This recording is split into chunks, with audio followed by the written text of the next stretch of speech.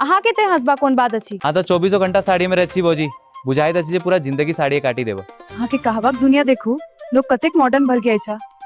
दूसर लड़की सबके देखो की पहने थे, mini skirt, crop top, jeans, और अहा हम तर बचपन से के यही साड़ी में देखी रहल छी। देखो देवर बाबू, जो हम मॉडर्न भ गेलो ना त सबसे बेसी दिक्कत ही महसूस करब। हमरा की दिक्कत है तई? अच्छा तो फिर देख लेब। हाँ देख लेब। ठीक बात, अब शुरू करब। देखो देवर बाबू, के लागल हमर ये मॉडर्न लुक। गे माई भौजी।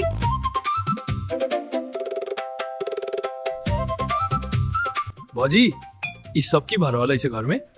देवर बाबू, हम अपन दोस्तक संग चिल कर रहल छी।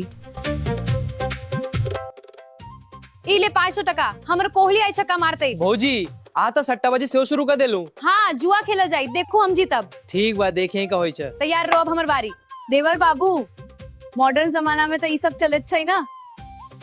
यो भाईजी, ई कौन क्लब व कैसीनो थीके की? चलू भागो एते सब।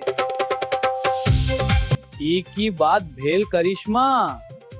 चलू चलू, बाहर निकलू।